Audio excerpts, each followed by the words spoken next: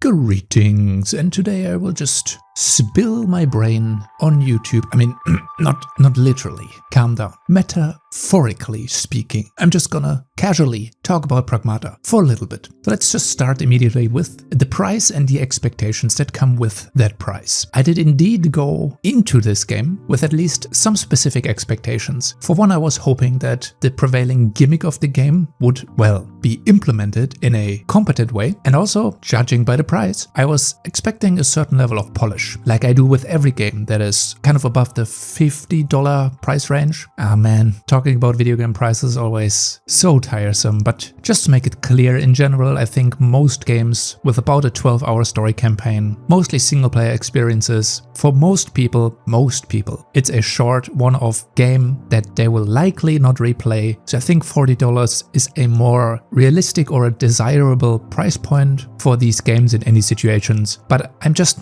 categorically not a fan of $60 games in general. Don't even get me started on $70 or $80 products. That's just, let's not talk about this. This is insane price ranges for some of the quality that you're getting. But in Pragmata's case specifically, firstly, I can confidently say the game delivers on more than just the promised gimmick, the hacking minigame, and the dad simulator. It has much more qualitative aspects to it. And also, since it's a Capcom game, multiple playthroughs, secret endings, hard mode playthroughs, so it's definitely more than 12 hours. If you would like to put in more time, more than just a single playthrough. And even a single playthrough, if you try to go for everything that you can do the first time around, it's like 16 hours that you can spend in the game. I think first playthrough was about 16 hours, including obviously all of the finding secret stuff in the game. So I guess in this case, the price point of the game is acceptable, but if you are hesitant simply because of the price point,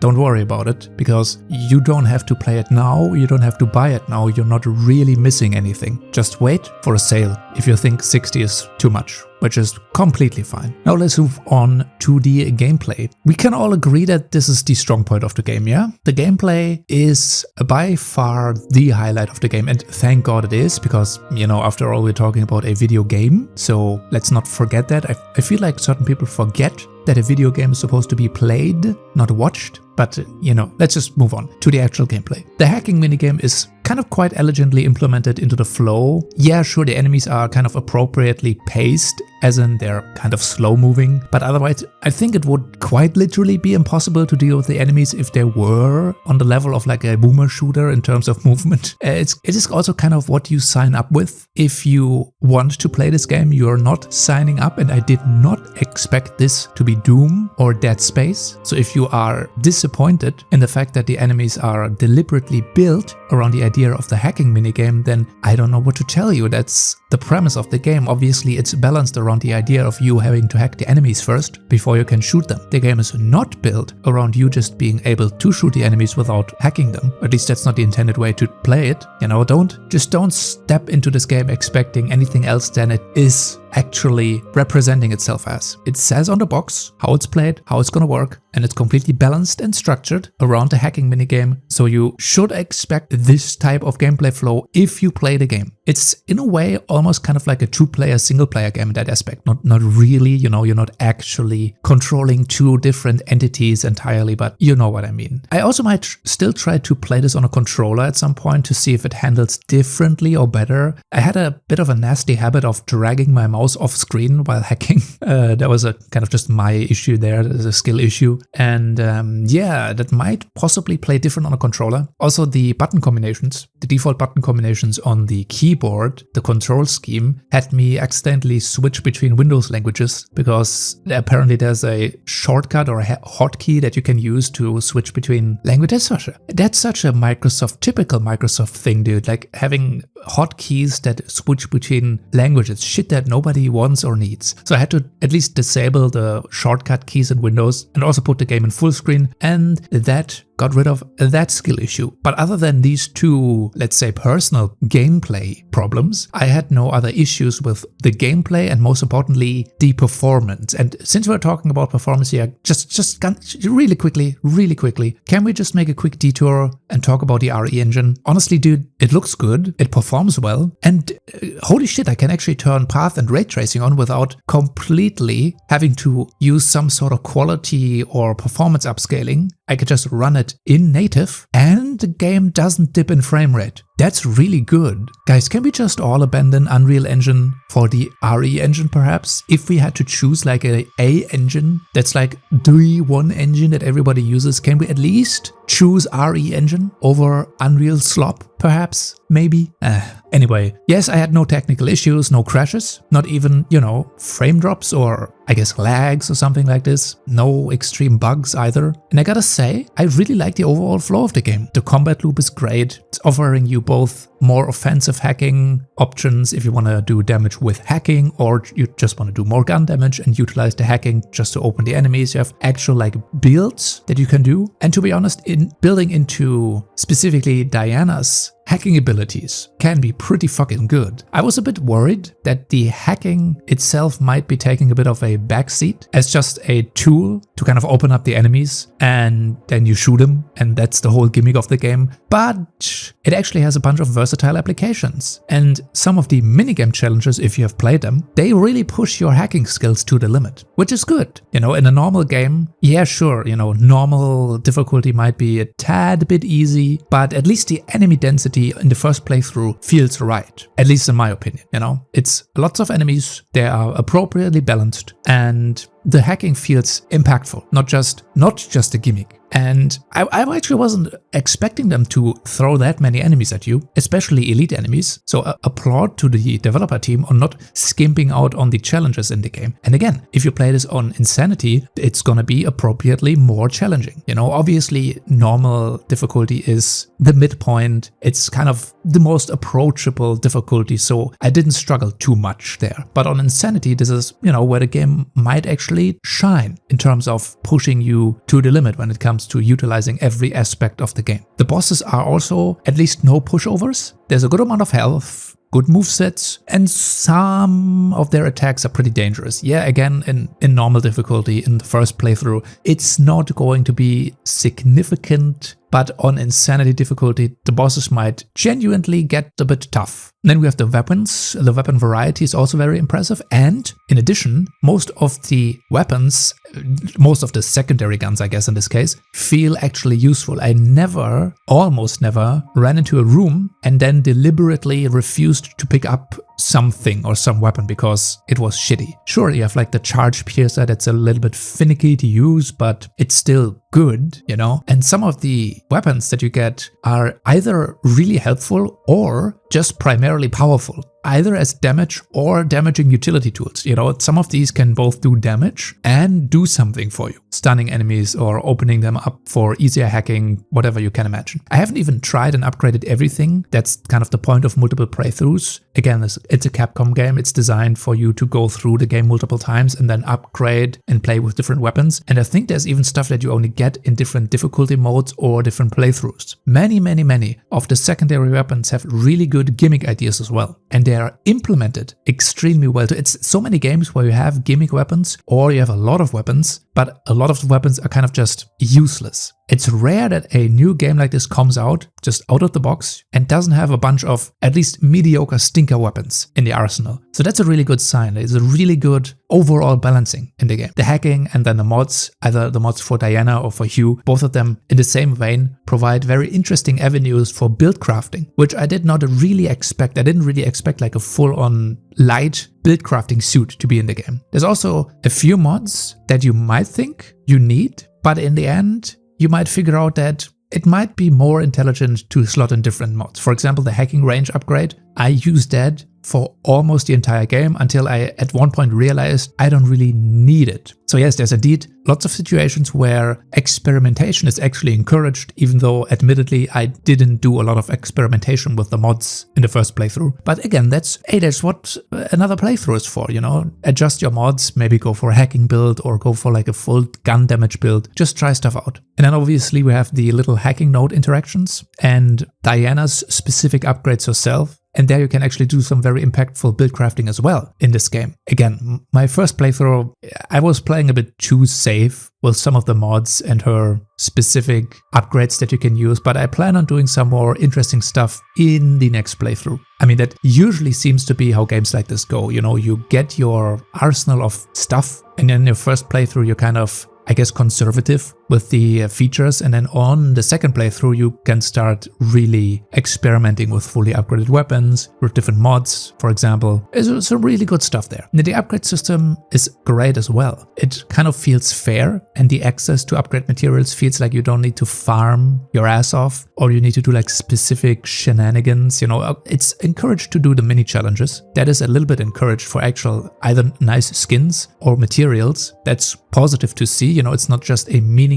minigame, but it's also not forced upon you. You don't have to play the minigames in order to get upgrade materials. It is much easier to get your hands on all sorts of materials if you do it, but you don't really have to. And we have enemy variety. It's also very impressive. Yeah, there's a few repeated enemies, or I guess the MK2 versions of normal enemies, the upgraded versions, but these have different movesets. They're genuinely a bit different than their weaker counterparts. You know, there's also something you don't necessarily see in a new game, in a first release, that there is so much enemy variety. I also really like the design, like the visual design. The visual design of almost everything in this game is great, but the robots, really fucking cool. Although I wonder why some of them look the way they do, unless all of the creepy designs came after IDIS took over. This would make sense because these are then specifically created just to kill humans. But you know, why would you make like a gigantic spooky looking robot with teeth? That's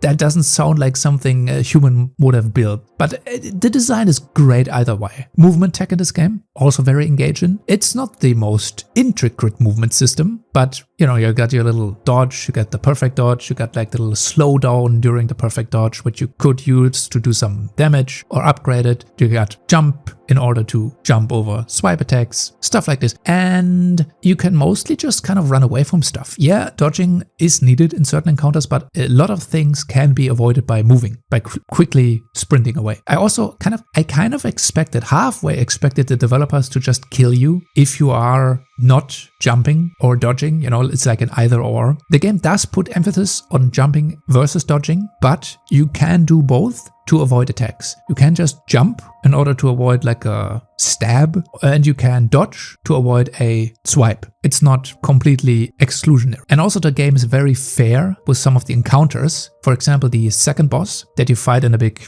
3D printed city, he has a giant wipe attack on the ground. And I half expected the developers to just go, oh no, the floor is actually lava now. It doesn't matter that there are these big circles on the ground that indicate where the attack is going to hit. No, it's just you need to get to high ground during the attack. That's how we designed it. But it's not the case. You can just run out of the range of the attack, out of the circles. Yeah, you're gonna get knocked down, but you're not taking damage. Lesser developers would have just cheaply killed you, because at this moment they had coded the attack to just be an entire floor wipe. I think that's kind of nice that they have actually visually correctly shown AoEs, and they don't do cheap shit like, oh, you have to get to high ground to avoid this attack, or we just kill you. No, you just have to get out of range of the attack. Animations and effects, we don't really need to talk about this. The game is very graphically impressive. This all looks fine. All of the little interactions that Hugh and Diana have, visually speaking, you know, it's pretty neat to see. It's, you know, in addition to all of the verbal communication they have like little quips and interactions that they do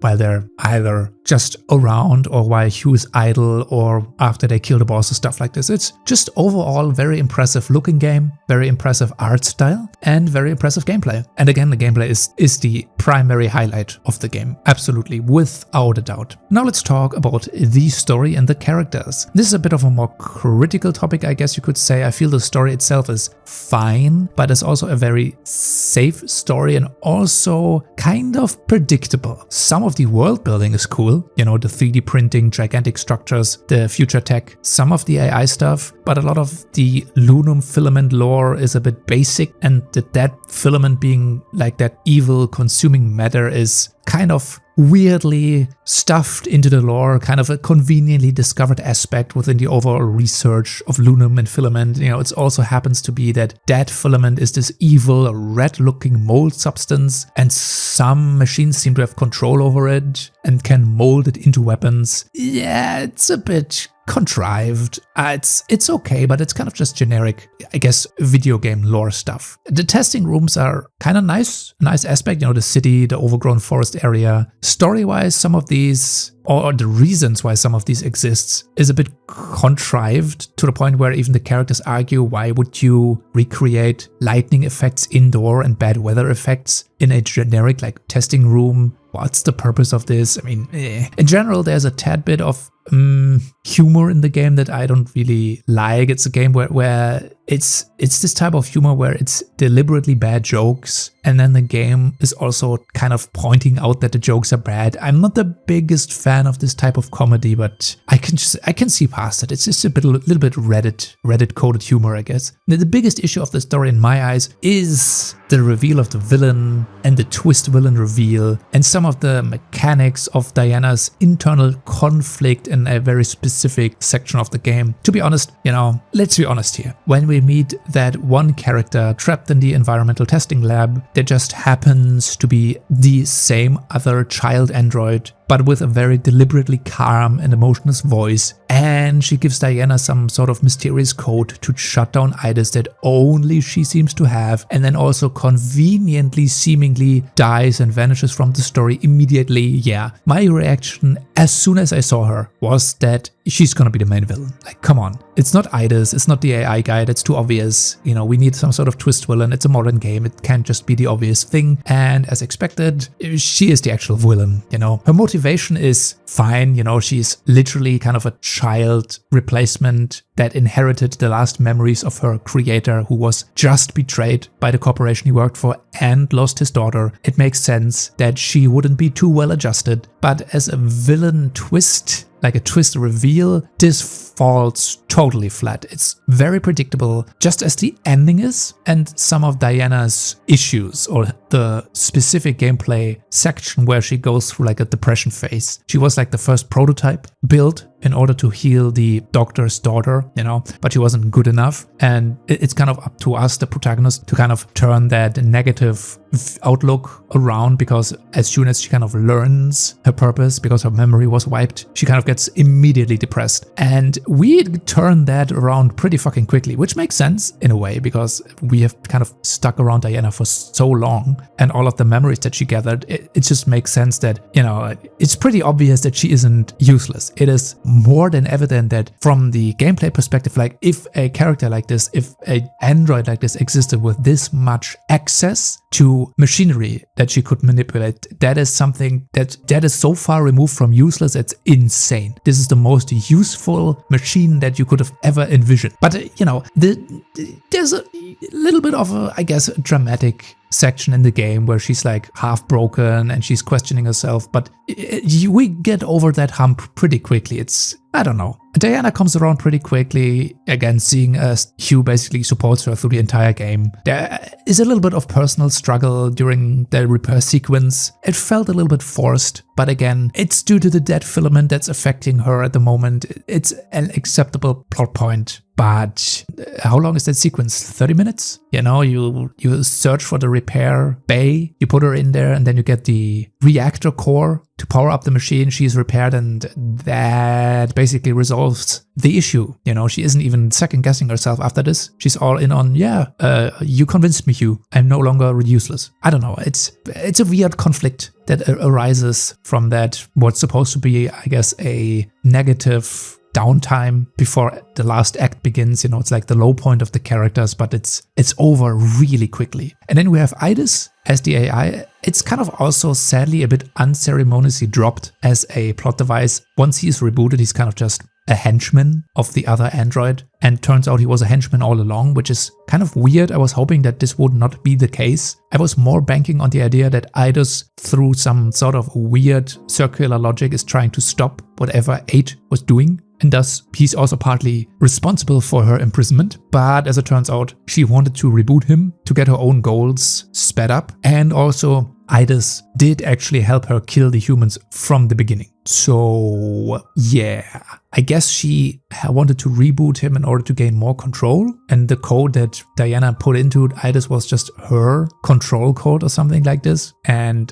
before all of that, how did she take control over Eidos? Maybe through her influence or through Dead Filament, I guess. Dead Filament is a very, I mean, you have to probably read the lore tabs, but Dead Filament is a really, really strong MacGuffin plot device. The shit that this seems to be able to do is crazy. It seems to also have a mind of its own. It's not just controlled by 8. It's kind of taking over parts of machinery and turns into a giant monster that chases us down in the final boss fight. So it seems to have some sort of inherent will, or at least as long as it's controlling a machine, it can assert will over that machine.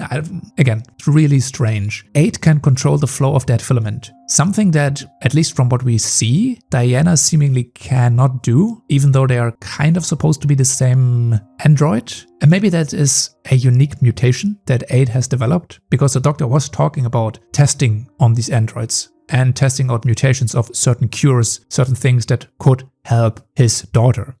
Maybe there is a very specific difference between these two androids that also leads to 8 being able to control and kind of mold the dead filament. I don't really know. But yeah, it's also partially sentient and able to control machines while also being controlled by the android. Not the biggest fan of the Dead Filament plotline. Also, her idea of just killing the entire world with Dead Filament, it's a revenge plot, I get it, but it's also very basic. The last half of the game especially just falls a bit flat due to how the story develops in that specific area. It's kind of the weird and obvious twist with 8 being the villain. All in all, I wasn't too invested in the actual story at that point in time. The background lore is okay. Some of it is interesting, but it's not particularly impactfully told to the player unless you want to, read lore tablets. And also the story itself, everything, and I'm talking about all of the story aspects here, it didn't trigger particular emotional responses from me. And I do mean the main story as a whole here, mostly. Not just the one-on-one interactions of the characters. That's something I want to talk about later. I'm more referencing the active story, not how Hugh's and Diana's relationship is, but the overall story. Wasn't too, I wasn't too emotionally invested in anything there. It's a fine action sci-fi plot, but it's also not too unique or interesting. And also sadly, Hugh's sacrifice at the end. The sacrifice ending is also something I saw coming from a mile away. It's kind of always the case for a wholesome duo character setup. It's either one of the characters is going to sacrifice themselves. And I was pretty certain that they wouldn't kill Diana off. And we're gonna talk about Hugh and Diana later, but Hugh is kind of set up to be the sacrificial character. Now, I know there is the secret black box ending, but it still feels like it's very on the nose for an otherwise pretty unique game. I mean, the gameplay itself, again, it feels innovative, but the story itself seems to play it rather safe and by the numbers. So it's not something that I was too wowed by, I guess. But now let's talk about the actual characters and their interactions. I do like the dynamic duo of Hugh and Diana. Also, since,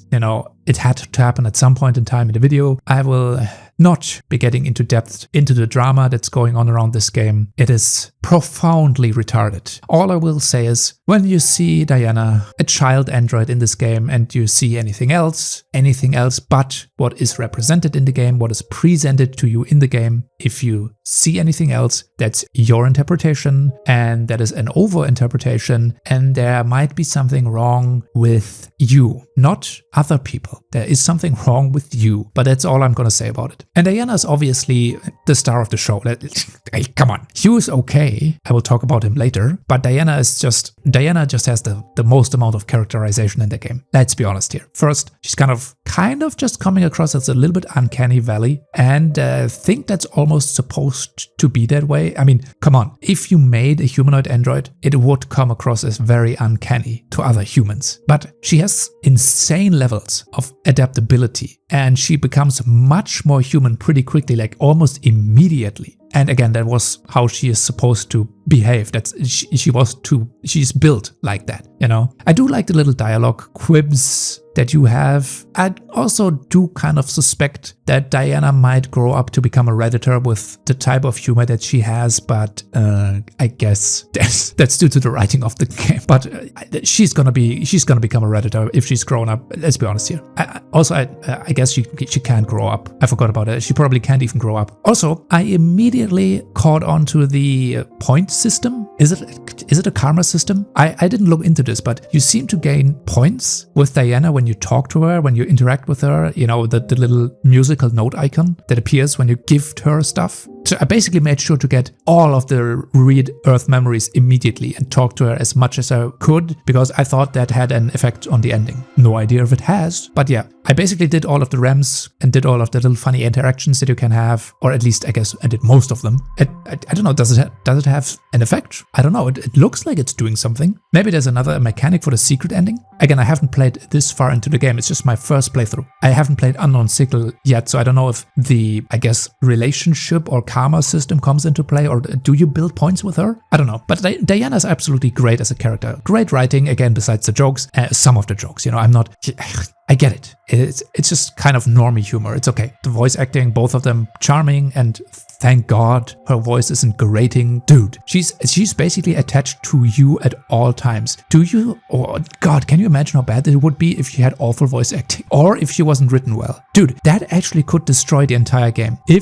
I mean, we see that in other games where you have a companion character. If the companion character is awfully written or kind of just annoying, that destroys the entire dynamic of the game. So good job on Capcom. You made a likable companion character somehow in 2026.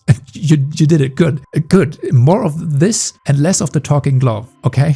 No more talking bracelets and talking gloves, but androids, I guess. But let's not forget about Hugh, the player character. And I feel like, again, he was set up to be the sacrificial lamb in a way. First, his entire crew gets immediately wiped. That's it. They're all dead. They're just dead. And then he just kind of picks up this android girl and takes care of her. And his reactions are kind of weird to some of the stuff. Like, he reacts to some of the drawings that she's making for him in a very toned down way.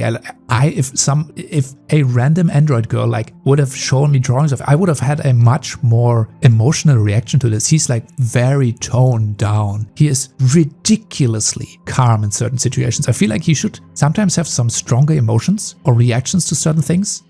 He also goes with the flow. He just immediately vibes the entire time.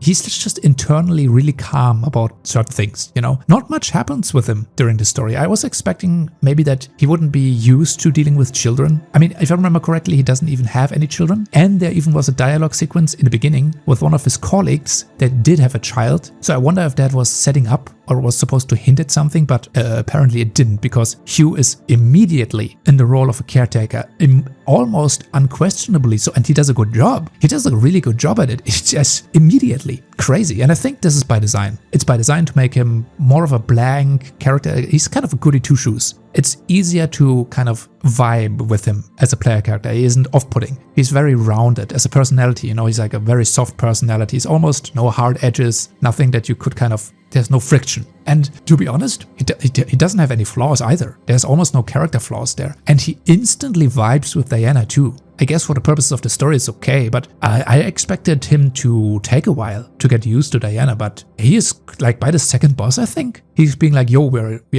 bros, we're a team. Okay, I guess.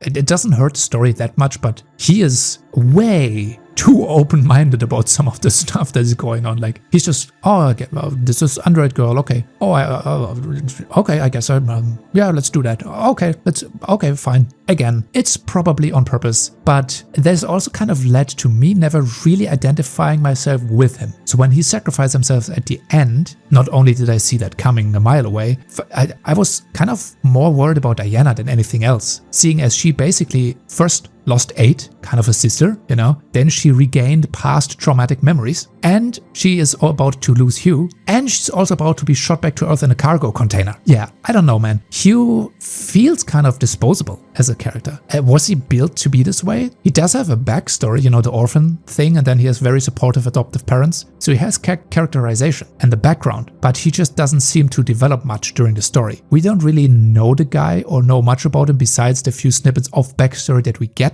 so he doesn't seem to grow much. But he's a pretty good parent role. Hey, I can't fault him for that. He might be a blank character, but he is excellent as a parent. He takes really quickly to caring to Diana. He fully supports her pretty much immediately, again after the second boss fight, probably even earlier. And that doesn't change in any way during the campaign, even more so when she questions herself. He is all the way there with support of her. You know, he is likable, but is he supposed to be a full-in stand-in for the player? I don't know. He is kind of his own character, but he isn't much of a character. But he is a good dad, can't fault him for that. And now, towards the end here, let's talk about the, I guess, message of the game. What a lot of people have talked about. Fatherhood, you know. Is this an important lesson and a lecture this game wants to impart? And does it urge young men to take up a family? Or maybe not to be afraid of having children? Well, I do think this is a wholesome father and daughter story. Yeah, I do think that. But people talk about this game like it's full-on propaganda or something. And I think people make the message of the game,